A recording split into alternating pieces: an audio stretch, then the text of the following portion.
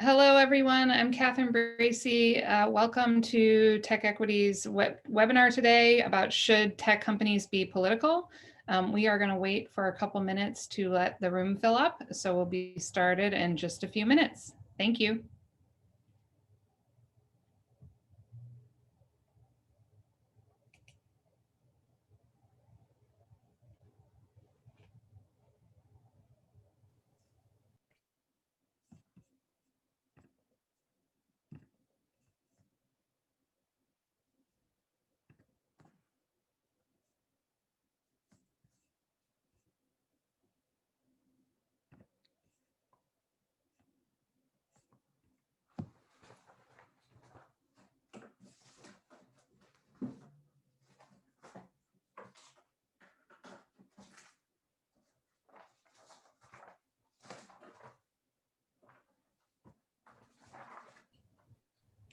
Hello, everyone. I'm Catherine Bracy. I'm the CEO of the TechEquity Collaborative. Thank you for joining us for today's conversation about whether tech companies should be political. We are just giving folks a few minutes to get into the room, and we will be starting in just a minute or so.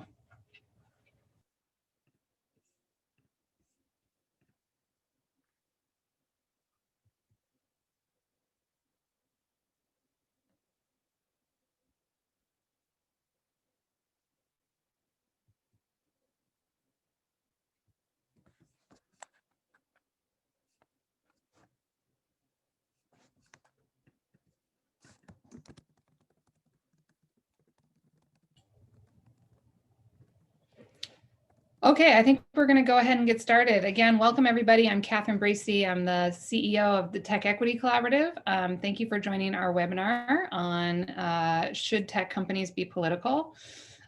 Before we get started, I just want to fill in those of you who aren't familiar with TechEquity about who we are and what we do. We are mobilizing tech workers in the Bay Area and beyond around issues that we think will make it so that as the tech economy grows, everybody benefits from that growth. And we do that work in three ways. We educate the tech community with events like this and other types of content about the issues that we're working on. We do policy advocacy work to get policies passed that we think will make a growing tech economy benefit everybody. And we connect tech workers to the community around them. We work in two issue areas, housing and workforce and labor. We also do some work around sort of tax policy and structural economic reform. And we are a member-based organization. So if you are a tech worker and you believe in the work that we do, we really ask that you consider joining. Herman from our team, our community manager, will be dropping some information in the chat about that. Speaking of the chat, if you want to chat with your fellow attendees, please feel free to use the chat, but note that we do enforce a code of conduct at our events, which Herman can also post in the chat. Basically, we want to make sure that these are safe spaces for learning, so please be respectful of everybody's opinion. If you have a question for the panelists, we will be doing a Q&A at the end. You can drop your questions into the Q&A function. So please don't use the chat for those questions. Please use the Q&A function. So with that, we'll go ahead and get started. Before I introduce our panelists, I just want to kind of set the context for this conversation. So the title for the event, Should Tech Companies Be Political, was a little purposefully controversial. I mean, I think someone tweeted at us the other day that, tech companies just in their existence are political. So the question isn't really whether should they be or not, it's really whether or how they wield their political power. And that's really the conversation we want to have today. Of course, tech companies on some issues are really reticent to get involved in politics and try to stay out of the fray, but certainly on others, especially ones that touch their bottom line, they're spending hundreds of millions of dollars in some cases to get policies passed and are engaging directly in the political process. So we want to get into a conversation about when and how tech companies should be political, and talk about where it has worked and where it's not, and what we can do as a tech community to help influence the industry in the way that we want to see it influenced. So with that said, I'm not going to read out all of the panelists here. I'll just introduce them in turn. And we're going to start with Ulysses Smith, who's the head of diversity, inclusion, and belonging at Blend. Ulysses, we've worked together on a lot of projects in the past, including an event we did earlier in the summer about how tech can be anti-racist. And a lot of the conversations around the political nature of the tech industry in recent months has been focused on racial equity. So I'm wondering if you can just speak from that perspective, both as a Black tech worker, but also as a diversity and inclusion professional. What does it mean for you for a tech company to be political? My God, what an exhausting year. Right? Let's say that. Let's put it out there. I think for me, showing up just as a person first, as opposed to my job title, I think walking into work, figuratively these days, there's an inherent need to feel valued, right? I want to feel valued by my organization. I want to know that my values actually align with that organization, and that we are all that we're all striving for some positive shared objective that seeks to drive some sort of positive impact. And when I think about what Blend does and Blend's mission around creating an open and accessible and equitable consumer banking ecosystem, I was just saying this earlier, that's one thing that espouse the mission, but there are all the behaviors that support that are a choice. And we have to think about what are the conscious choices that we want to see organizations make to demonstrate that value and that impact.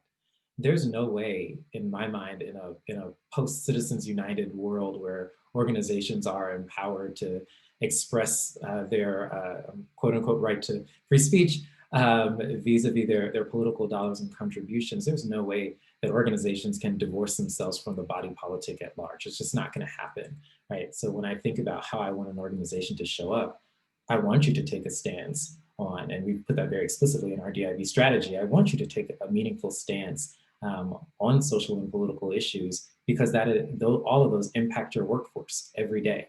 None of us surrender. I don't surrender my Blackness at the door when I walk into work, just the same as nobody else surrenders being a parent or a caregiver or anybody else just because they come to work, right? So I want Blend, I want other organizations to make sure that they are taking an active stance on inequity, on unfair, on anything that we see as unfair, right? Or generally when we see disparate impacts on marginalized populations. We need to speak up about those things in order to change them.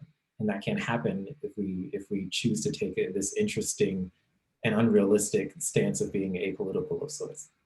Yeah, and Blend is a fintech company. A couple of the companies that kind of made headlines in recent months and kind of spurred or inspired the topic for this conversation were also fintech companies. I'm thinking of Expensify, which took a pretty bold stand to endorse President-elect Biden before the election. And also Coinbase, which kind of took the opposite approach, was to take a very firm stance that they were going to be apolitical. Which I think is interesting for a fintech company. I mean, like how you think that you can be involved in the world's financial system and not be a political actor is, questionable. But Blend is also a fintech company. After the Coinbase story came out, there was another story about Black employees at Coinbase who had left the organization because they felt like it was a toxic environment, not just because of that stance, but like that stance was connected to a sense of like exclusion at the organization. What do you think about like when leaders take a stance and say they're not political? How does that make employees whose identity has been politicized, by them and by others? How does that make them feel in the workplace? And what would you want, to see the CEO of a company like Coinbase say that would support the Black employees and other underrepresented employees at the company? A lot to unpack and say there. I think for me, I always come back to, we can say we don't want things to be political, but just as you said, I actually didn't decide that my body was going to be politicized. Somebody else did that, right? When they decided to vote whether or not I counted for a full person or not, right?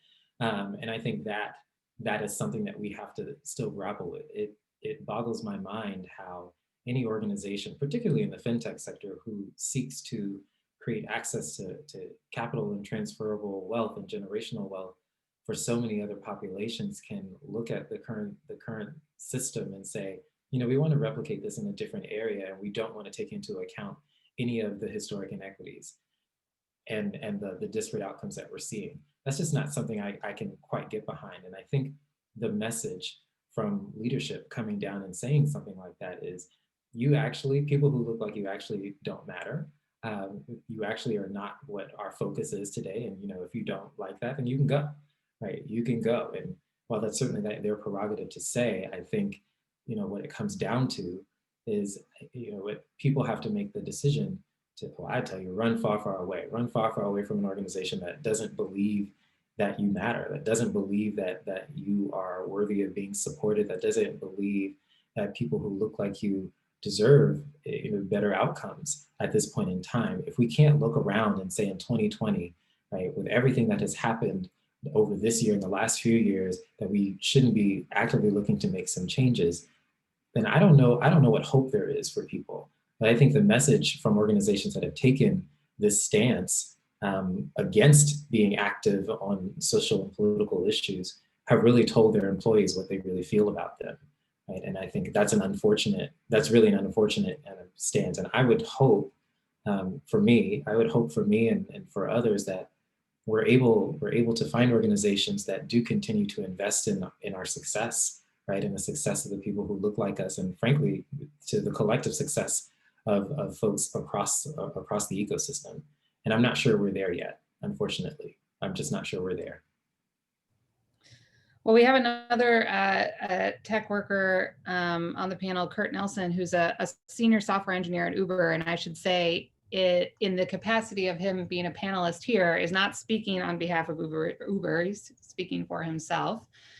So Kurt, I want to check in with you because, of course, as I said at the outset, like there are companies who are saying they're going to be explicitly apolitical, but then there are also companies that when they're in their best business or financial interests are certainly happy to be political. And Uber was one of them this past election cycle. They along with several other gig companies spent close to $200 million to get Prop 22 passed, which sort of created a third category of worker classification for drivers for their companies. Many people, including TechEquity, thought that was bad policy and so undermined worker rights. But obviously Uber and other companies thought it was pretty central to their business models. You wrote an op-ed called I'm a software engineer at Uber and I'm voting against Prop 22. I'm really curious just to hear from your perspective, what drove you to do that? What was it like inside Uber after you wrote it? And like, what does it feel like to be a tech worker inside a company that's spending millions of dollars on a ballot initiative and be against that ballot initiative? Yeah, so it's awkward. What I would say. And I mean, I'm sure at other companies that came out pro-Biden, if you were a Trump voter, you probably felt bad or awkward. But this was I would say, even more different because it's so core to the business of what I work on is that we were putting up to vote in California, the product I work on to some extent day to day. And that just creates this like cognitive dissonance too of, okay, well, I disagree politically with my entire management chain. What does that mean for my career? What does that mean for just getting along with coworkers? Luckily, I work in infrastructure on our mobile apps and not product. So my day-to-day working with like my coworkers was unimpacted, which was nice. Also, I'm definitely coming from a position of privilege and having been doing Android engineering for almost 10 years now, and having worked at Google and some other well-respected Android companies, that I knew expressing my political views was not going to cost me my career. And that if things really did go poorly, I had the opportunity to move companies.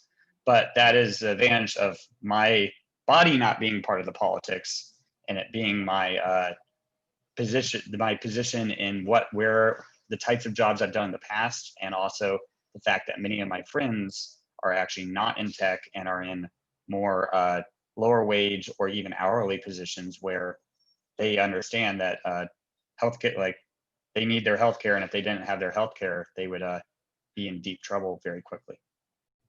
Yeah, so this is an example of, first of all, I was going to ask you about that. Like, the decision-making process you made, it's not necessarily a decision that, another kind of employee could have made if they were, a person of Absolutely. color, underrepresented.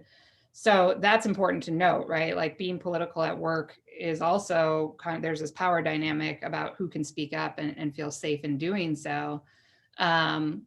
But I mean, I am interested in getting into a little bit more of the thought process. I mean, you mentioned that you took this position because of some of the work you've done in the past. You have actually driven for Uber, or was it Uber or another gig company? I've actually mainly driven for Lyft back in the day, and then I actually don't own a car, so I bike a bunch, which is part of my world viewpoint on a lot of this stuff.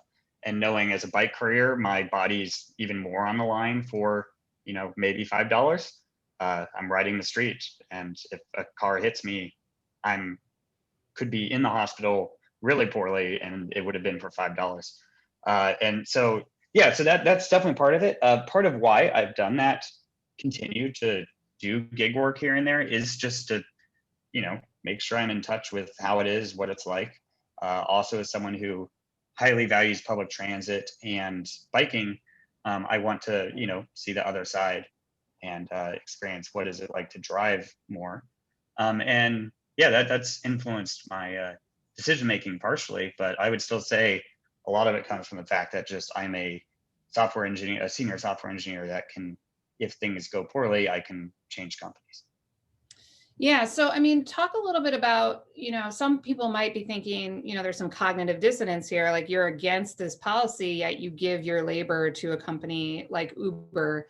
And I think that, for us at TechEquity, we work with tech workers, across the industry who want to see the tech sector be a different kind of actor. So there's we see a lot of that cognitive dissonance. I'm wondering if you can speak to that. Like, what do you and your coworkers, who kind of agree with you, how do you reconcile that? And how do you think about that? So dynamic? first of all, a lot of my coworkers who kind of come from the same viewpoints were people who worked on jump bikes. And that's actually mainly the only reason I joined Uber is post acquisition of bikes and scooters, and seeing kind of this new world, a pivot to this newer world where, hey, let's think about things other than cars and other than straight up just gig work. Let's actually think about transportation, public transportation, et cetera. And as most of you all know, Jump was sold off to Lime, and most of those workers were laid off. I have multiple friends who were laid off who worked on that product. And so it's a huge cognitive dissonance. And I had joined knowing that was going to be a problem, and kind of knowing that I was coming from a place of privilege and knowledge on urban infrastructure to try and kind of make a difference on that. Do you see an opportunity to change Uber from the inside? Not anymore. Not anymore. That ship sailed. All right. Well, if there are any people out there hiring a senior software engineer, I think you might be a time to reach out to Kurt on LinkedIn. I'm just saying. Well, I'm going to move over to you, Zach. Maybe you're hiring. So Zach, who's also a TechEquity board member, I should say, and the CEO of a company called Pantheon, also the co-founder of California YIMBY, which advocates for pro-housing policy in California. So you are very political. You have a political background, but you're also a CEO. So I'm kind of interested to get your perspective as a tech executive. Like, what is the reticence to get engaged in politics, and what are the trade-offs that you're thinking of? Like, I'm actually kind of empathetic to the idea that you're not going to make all of your employees happy with a political stance that you may take. And that opens up a can of worms about, the type of issues you take issues on, who you're going to alienate and who you're not. How these political discussions can kind of disrupt actually work getting done. So, like, what are the things that you're thinking about as a CEO when you consider whether to step out on political issues? I'm thinking increasingly about this, Catherine. So what I've done historically, which I'm working to change, has been to have two lives. Have my Pantheon CEO life, and to have my kind of political side hustle world. And the two connect sometimes, but they're separate organizations. Now, that's not, long term, not the right answer. And I'm looking for ways to integrate this more. And it's challenging because there's not too much of a template to borrow from. So I'm gonna attempt to create, help create a template, more of a template there. I think unsurprisingly, these questions, when they get bubbled up to an exec team or to a CEO, on face, look like kind of excruciating decisions, because you're not going to be able to walk away with everyone happy. You're going to step on a landmine. It's just inevitable. And I think my personal view on this is the kind of the worst outcome is that companies get really good at saying the right thing and then don't do anything. And I think that's kind of default the path, honestly. And I really wrestle a lot with that. I think when this past summer, we were as an executive team grappling with how we were going to respond in the wake of George Floyd's killing. This is really difficult because I'll just tell you, I think the way most companies responded is they just found a different company's tweet that they liked and a different company's public message that they liked. They copied it in a Google Doc, edited it in their own tone of voice, published it, and that was, that was it. And I think fundamentally what's happening here is really important, which is that this 1980s conception, kind of Milton Friedman view of company leadership, that companies are only obligation is their shareholder and market capitalization, is getting chucked out the window. And it's getting chucked out the window because of talent. People want to work at companies that they have aligned values with, and that mean what they say, and back up what they say and how they act. But I think we're in the early stages of that transition. I think we're at the stage of kind of window dressing, where people are kind of over the skis, or people are saying things, but they're, I'll tell you, the average, executive team is not adept. Fundamentally doesn't understand power in politics. They don't really understand I believe in a fundamental way, their responsibility to civic society. They don't really understand how power works and how politics works. And they're trained to have blinders. They're trained to be, for good reason, having lived through this, they're trained to be very, very, very good at a few things and be very focused on those few things, and hitting targets. And anything that, might knock them off course, they're going to be internally fiercely resistant to. And I think, politics and driving outcomes to, actually deliver for the societies they're based in, feel like distractions. And yet they know they have this expectation. And so they're figuring it out. So what do you, you say you think, more and more, this is not really a choice that they have, that if their only commitment is not just to the shareholder, the investor. What is going to force them to realize they have to reckon with this in a real way? I think the biggest check on that are the employees. I think that they know they're in a battle for talent. I was just looking at a Gartner piece of analysis on this very question, and the numbers are striking. The best talent that will choose their careers, which job, which company they're a senior software engineer at,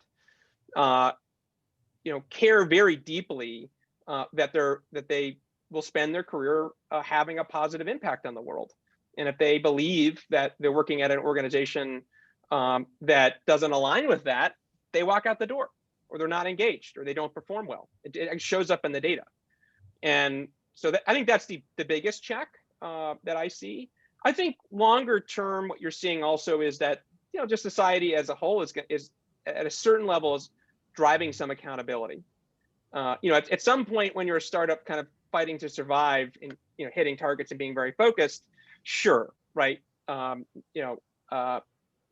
It's kind of understandable that you have this naivete about the world around you. When you're a $500 billion market cap company or a $1 trillion market cap company, and you employ your employee force and partner force is the size of a country, people start asking very simple questions. And I think you're watching companies struggle to have meaningful things to point to. And that plays out in many ways. Like it's playing out right now in the antitrust suits. In many ways, and I think that's the transition that's going to have to happen. I think the leadership is going to start connecting the dots between, this fierce war for talent means I have to internalize this. I can't just put up a press release. And there are a bunch of people who are very upset with the highest level strategic decision making that we're making as an organization. And maybe this antitrust suit might not succeed, but certainly the impact on our brand, on our partners, on our customers, that causes, that for sure is having an effect on the potential success of these organizations. And it's the high stakes stuff that's going to land on their desk. And I think, and at the same time, there are organizations increasingly who are going to be the positive outliers. And the templates are going to be figured out, and as that path gets built, I think it will become the default path for many of the organizations. Yeah, I mean, I guess what we see a lot is, there are smaller companies who are just in that build phase, and it's like, well, I mean, why do I even need to worry about these theoretical issues? I don't even have a product yet, and then all of a sudden it's like, well, we have a product, and it's like, well, it's too late. Like, we're go to market. I got to focus on users and and there's never any in between space or time to actually be thoughtful about these other issues. You're either like, it's too early, or all of a sudden it's too late. So at some point you gotta think about those issues. That's my commentary. Assemblymember Chiu, welcome to the conversation. Thank you for joining us. We know you because, we work on housing issues together and try to get the tech industry engaged, and you represent San Francisco and the state assembly. So a lot of these companies and tech workers are your constituents.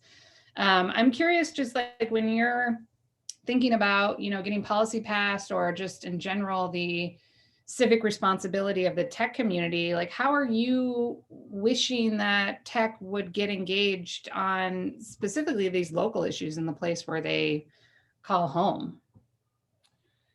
We could probably talk for an hour about all the things that I wish tech would get engaged in.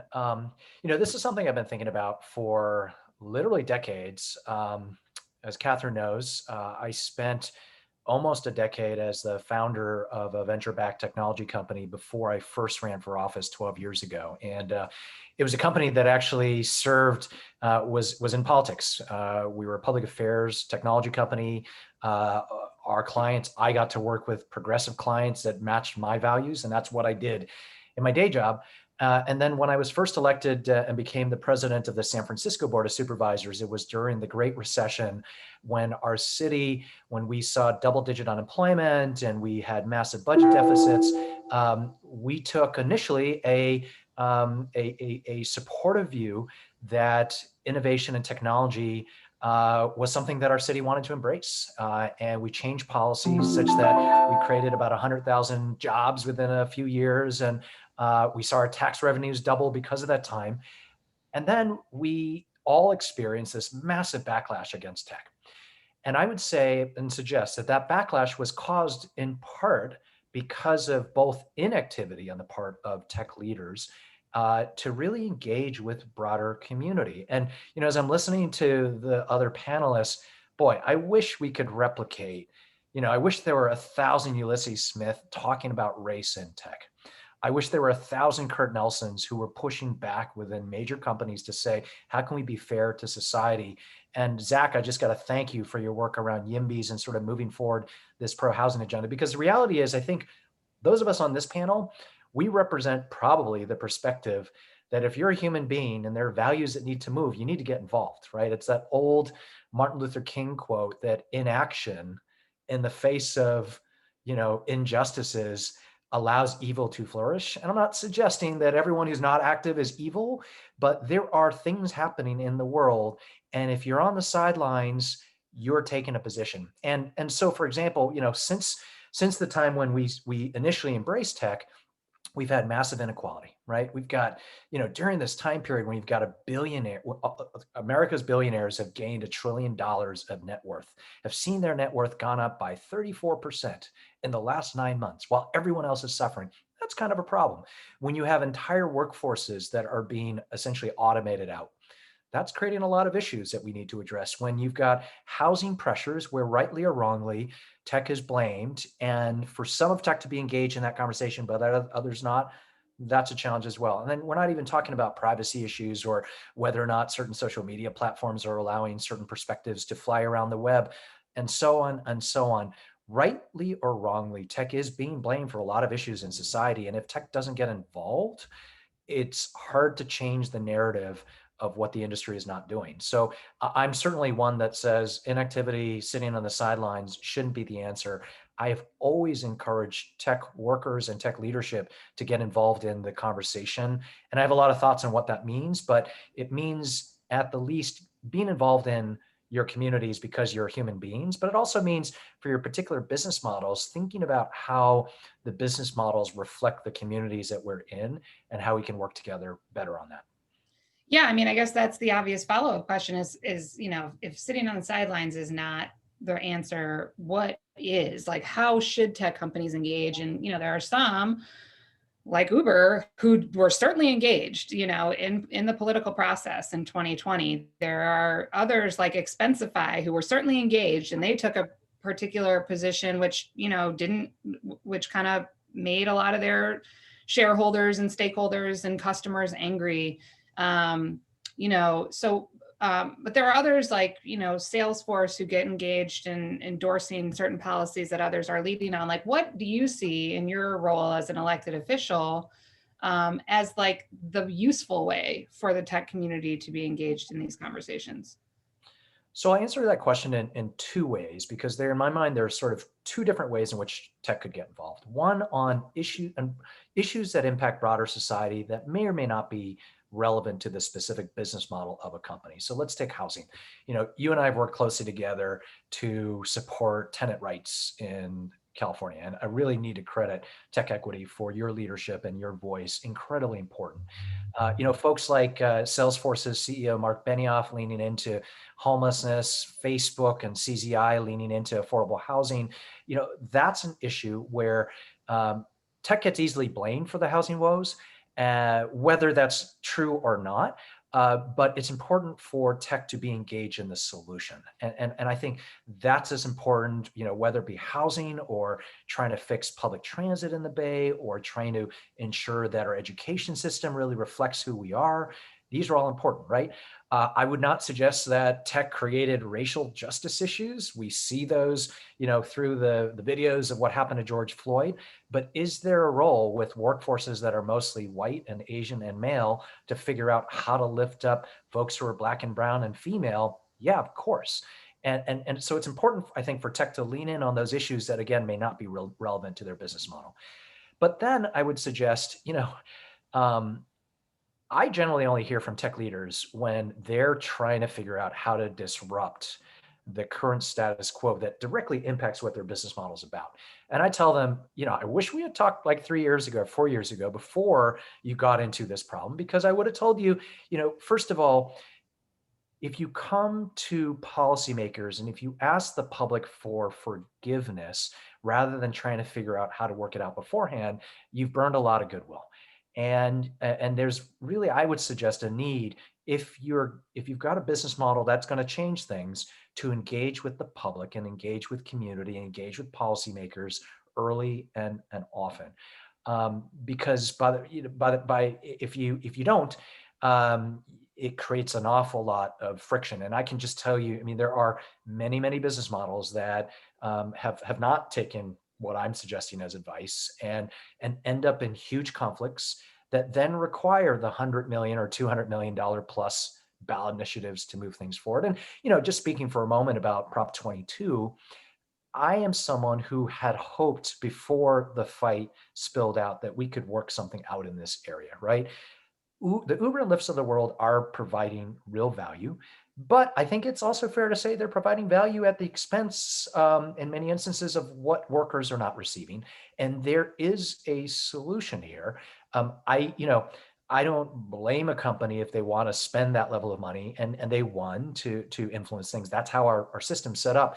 But it's not exactly inuring them at this moment, a lot of goodwill from the rest of the public, who effectively thinks that if you have enough money, you can buy your way out of a solution.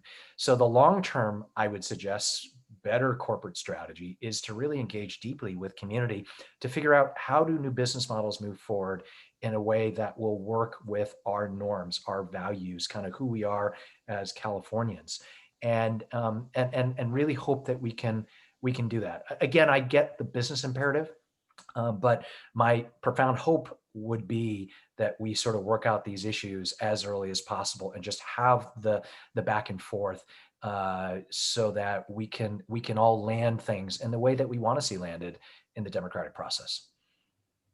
So this is kind of a question for everybody, but I kind of touched on this before. When there are, obviously racial justice is not an issue that there are really two sides of. But there are other issues that are political that might be a little bit murkier and aren't necessarily clear, like what is the moral stand that a company should take? What happens in those positions? How can we make sure that people with differing political views don't feel like that the company is not creating an unsafe space for people who might have a different set of views? Is that something, maybe Zach, this is particularly for you, or Ulysses, how are you thinking about inclusion in that perspective? And how can you make sure that, there doesn't become a kind of political litmus test internally that also could become toxic? I'll take this one first, but Ulysses, I'd love to get your perspective. I wrestle with this a lot, Catherine. I think it's an excellent question. There certainly are employees that work at our company who I have very different political views on, and I know, like, I've had discussions with a number of employees who very much disagree with the housing policies that I've worked on. So it's a challenge, and I think, again, I don't think you can come to answers here with consensus. I don't think you can design by committee the decisions these companies need to make. I think the best decisions get made when there's values that animate them, and they're authentic, and they're owned, and that's why. I mean, frankly, it's if you're going to be CEO of a company that has impact on society, I think that these kind of decisions have to come with the territory. That's my personal view. It's interesting because I think this is the component of diversity that everybody really shuns away from talking about, right? What happens when inevitably we get a bunch of people in a room who actually disagree with each other in many ways, right? And I think that's okay. I think the Expensify example is a good one when we think about encouraging a very specific political stand or a political viewpoint on something, right? Which is one thing. That's not necessarily the stance we took, where yes, we gave everybody the day off, and we actively encouraged people to take part in the democratic process, to take part, whatever your stance was, to take part in voting, because that's our stance, is like that's your civic duty, and it's our responsibility to impact those changes and to contribute. I think, unfortunately, we still have this same interesting kind of thought process that we're not necessarily ready, or you're too small of an organization, or maybe it's too late at this point to really have an intentional conversation around inclusion and around diversity, even at the outset. And I think this is what we're seeing is really the latent kind of results of denying the opportunities to have those conversations and to be intentional from the beginning. I think every tech founder has the agency at the beginning of conceptualizing their idea to determine what type of organization they want to build, what impact they ultimately want to have and want to see. And they can decide whether or not they want that to be something positive, or they want to continue to exacerbate some of the inequities we see across the world. I don't necessarily blame the tech industry wholly, right, for some of for inequities. That doesn't mean, right, that we have not contributed a whole heck of a lot to those inequities and preach disruption as opposed to partnership with communities. We've sat on high and pontificated about our corporate social responsibility efforts, and told communities what's best for them without actually ever asking, right? And I think that's what we need to check here right now. I do find it pretty interesting if we go back a few years and see just how many companies jumped so quickly onto the Pride bandwagon, and just how many now are so reticent to have an intentional conversation around race, right? Because of it, we have that complicated of a relationship with race. Any organization, and I'll use Blend as an example, we had, and I think I said this at the last panel, but we had to sit down and have a conversation about race as a company.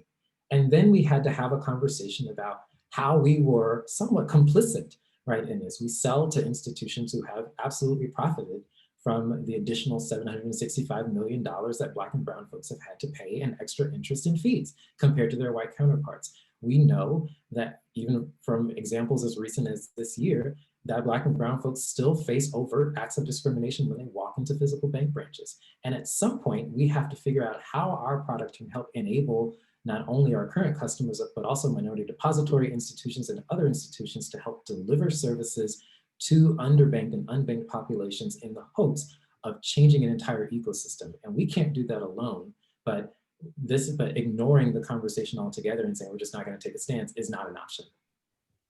Yeah, I mean, that's kind of what I was getting into with Coinbase earlier. It's like you are you work in the finance sector. Like, how do you not see yourself as political? That's crazy. But anyway, last question before we get to Q&A from the audience. So that's another just reminder, if you have questions for the panelists, please drop them into the Q&A function, and Marianne, our Director of Content, will be joining us in a second to surface those. Maybe for you, Assemblymember Chiu, I'm curious, like, what is the case we can make to executives of tech companies to get them more engaged? And maybe also for Zach, just the value proposition. What's going to convince them? Like, when you're talking to a tech CEO, what's the argument that is really resonant with them on this topic? I'll answer that in a couple ways. I think what I hear from a lot of tech CEOs in the Bay Area is, David, when are we going to have more housing? And how are you going to get my workers to work on time because of the traffic? And how do I get a more educated workforce? And I say to them, well, it would be great if you got more involved in the conversation to figure out how we build more, how we make the region more affordable for housing, and how we fix our public transit, and how we improve our schools. So that's a bottom line issue. I would also say that when companies get involved in issues that are aligned with where the public wants them to go, there is a branding and halo impact, a positive one, on how these companies are viewed. I think that I'll point to Salesforce has built a lot of community goodwill because of the decisions that their leadership, particularly starting at the top, have made when it comes to issues around equity and homelessness, et cetera.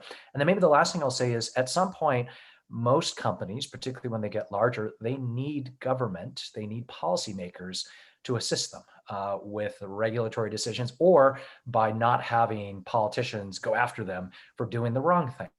And the more, again, they engage early and often and explain issues and allow all of us as society to sort of work through these issues, that will go down a lot easier than, say, what we all saw with like the Uber Lyft debate. And again, we can probably spend a lot of time talking about it, but I would just say that companies that are changing how business models impact with public policy models, that conversation can be easier or harder depending on early and positive engagement. Zach, anything to add there?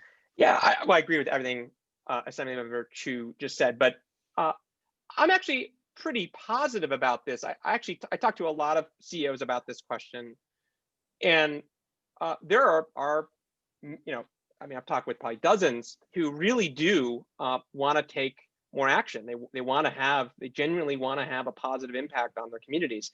They just don't know how, and they fundamentally don't understand the political process, and I think they're most reticent to get involved because they don't believe it's possible to have a positive impact.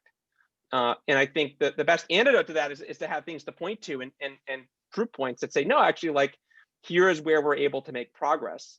And I agree, like, Salesforce is a great example of a company that's built really strong connection with its communities, and it's paid off in so many ways for them. And so I've just been very focused on how can we equip these folks and kind of build more of a path that's well understood. Okay, on that note, Marion, welcome to the conversation. I see that we have some questions in the Q&A. What do you got for us? We have a lot of questions, so thanks to everyone in the audience for having such a lively conversation. We'll be able to get to all of them, but I will try to hit on as many as possible. So one question from an attendee is talking about the tension between the way that our government is structured versus the way that our companies are structured. So our government is a democratic republic and as structured as democratically as possible given the size of the country, but this audience member asked that most companies are structured in an inherently hierarchical and they argue an anti-democratic way. And so is it possible to have meaningful political discourse at the workplace given the unequal power relations between workers, bosses, and owners? And they go on to ask, isn't it dangerous for companies to play more of a central role in politics, given that these companies are controlled by a small group of elite executives? So we'll start with that one. Well, I kind of want to start with Kurt on that one, given that you're doing this inside a company. Well, and actually, I would point to Google or previous Google, older Google, as a prime example of this actually going relatively well. I moved out here to San Francisco 5 years ago, actually, to this week, to work on Google Glass. And Glass was, of course, a controversial project at the time. And internal discourse was all good. We had, I would say, arguments, like argumentative meetings sometimes about when is the right, like, should we be doing more to restrict when you can use a camera? Should we be, like, those types of questions were coming up. And Google as a whole had a very good internal culture around bringing up the discourse internally on mailing lists. And that went away with a person who I'm not going to name, who sent a manifest out to the whole company saying, basically declaring that women are biologically unfit. And that kind of began a process of Google starting to clamp down on internal discussion purely because of the PR impact, I would say. And then we saw a lot of Googlers who had always been very big about internal discourse. Colin McMillan is a great example. He created MemeGen, which is the internal meme tool where people post internal memes. And MemeGen was always where, like, when there's a new product that launched, it'd be where all the people making fun of it would be hanging out. And it worked. People paid attention to it. If a bunch of people upvoted the meme, maybe a product manager would answer and be like, hey, this is why we did this and how we're going to fix it. But once again, they started censoring MemeGen internally. And so Colin McMillan left the company. And that's been happening as we've seen even in the past 2 weeks. The discourse is harder. Yeah, I was just gonna say, I mean, that kind of makes the point that it isn't democratic, right? Like, there is somebody on high who can just shut that all down with their, one decision. And I guess, I don't know if this is just sort of a rhetorical question, but, like, does that call for some more formal structure for worker voice, even in companies where workers are relatively empowered compared to the rest of the workforce, This brings up the question of where are unions appropriate? And I know that opens a whole can of worms, but where are unions appropriate? That is a mechanism for this exact type of discourse. Yeah. Marion, back to you. Or sorry, Ulysses, were you trying to get in? I was just trying to get as many questions as possible. No, I think let's go to the questions. Okay, sorry. Good thing. Great. I think we've spoken a bit about this, but I want to dig into this a little more. One of the audience members uses Airbnb as an example of a company that could have a strong anti-racist culture internally in the workplace. However, the impact of their products in the real world, this attendee argues, causes material harm to Black, Indigenous people of color affected by gentrification. So they're asking, what do you think a company's responsibility is to challenge these real world impacts? And at what point should we acknowledge that a corporation seeking a profit, this person argues, will never truly commit to policies that hurt their bottom line? So the tension between, the bottom line and then also how their products impact the real world. Who wants to take that one? I'll jump in here only because full disclosure, I have done consulting work for Airbnb prior to this, but I do know for a fact that the folks at Airbnb, particularly their D&B team, and I know they have a separate team that also deals very specifically with trying to address not only some of the policy issues, but also their broader impact. Actually, this is something that comes up way more often than people would like to believe, and they are actively engaged on those things. And I think just when we go back to this conversation around what political engagement of an organization actually looks like, they are doing a lot of lobbying on even the local level, right? Because in order to even be able to offer their product in the market, and there are certain conditions that might come along with them being able to offer an Airbnb in a particular municipality.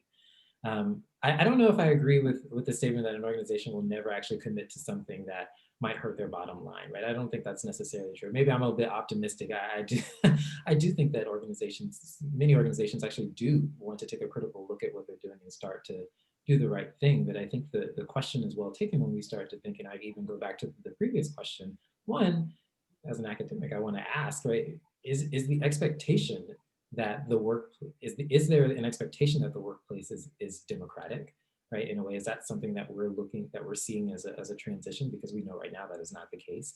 And is political engagement limited for an organization to simply being an advocate for a specific policy outcome or something else like that? Or are we also thinking about it insofar as an organization plays a role in being able to facilitate that discourse and that conversation even happening? Because we know organizations are microcosms of society. And while I want to be very explicit that when somebody expresses an ideology that calls into question a person's actual humanity or their dignity, that's antithetical to what our values are as an employer, and that's where we have to pull the plug at that point. But that doesn't mean we can't actually have meaningful political discourse in the workplace to get to these better outcomes. And I think organizations absolutely can look toward what that long-term impact is and how do we help address some of the root causes of inequity in society. Great.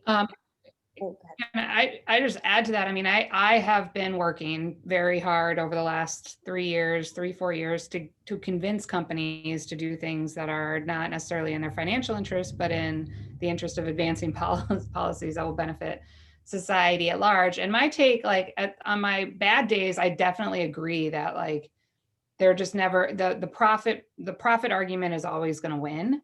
But I do think it's more complicated than that. I have seen companies, Salesforce as an example, who have taken stands that directly impact their bottom line. I'm thinking of Prop C in particular, their taxes went up as a result of Prop C, but they supported it anyway. I think it's about decision-making in companies and the fact that ultimately you need an executive level team or a CEO who's willing to say actually, we're not going to make the profit decision on this one. We're going to make this other decision. Otherwise, you're right. The profit decision will drive. That's the default. But the reason why I think it's important to encode some of this stuff in law is because you cannot always rely on there being a benevolent CEO or executive in power who's going to make that decision. So it isn't true that a company will never make a non-profit-based decision, but it is true that we can't rely on that as some sustainable form of change. Absolutely. And I wanted to ask Assemblymember Chiu his take on this, especially because when you were on the SF Board of Supervisors, you introduced some of the first regulation on Airbnb. So I was wondering if you could speak to the regulation side of this. Yeah, absolutely.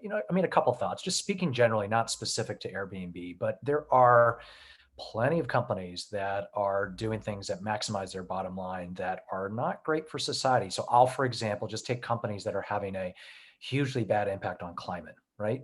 many companies are doing things that are causing us to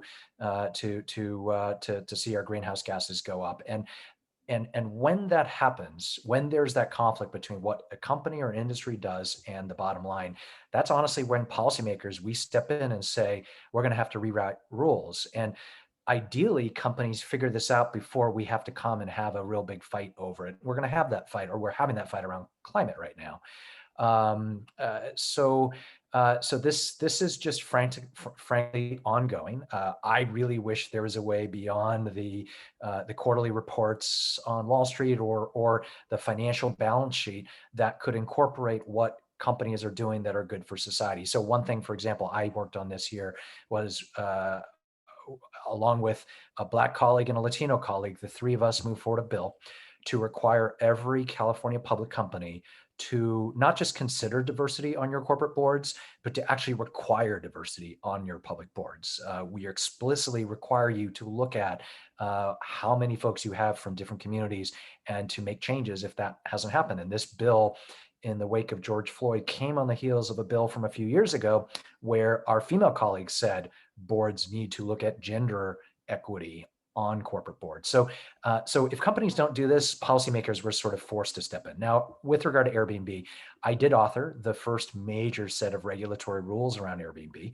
And I will say, Airbnb wasn't excited when I first proposed them, but I think they came to understand that if they wanted to be viewed as positive, as good corporate citizens, we needed Airbnb to support the affordable housing and tenant and other sort of housing values that we were trying to move forward in our city. And they came around to understanding what I was trying to do. And I think that's an example of how the sorts of engagements that I would hope companies that are doing new things can have with cities and states in how we move things forward. It's always hard to sort of anticipate exactly where your policies as a company should jive with what a community or a state wants you to do, but at least engaging that in a direct way. That's how we get in our democratic society, in our democratic form of politics. That's how we get to a good place. One final thought.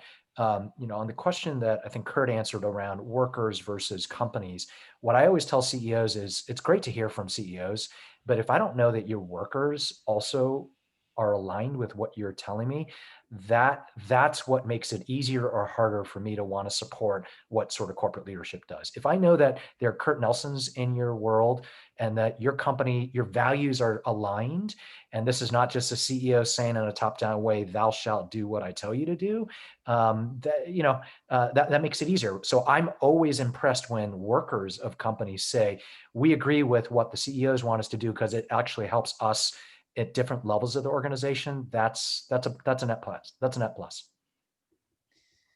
Okay, on that note, we're just out of time.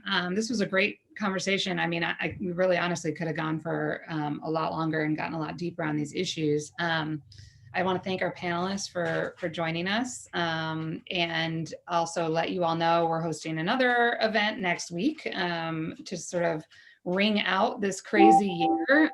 So if you want to join us there, please do. And if you work in tech and you care about these issues as much as we do, we encourage you to become a member of TechEquity. We really need your support in order to help people like Assemblymember Chiu get bills passed that are going to make it possible for a growing tech economy to benefit everybody in California. So please add your voice.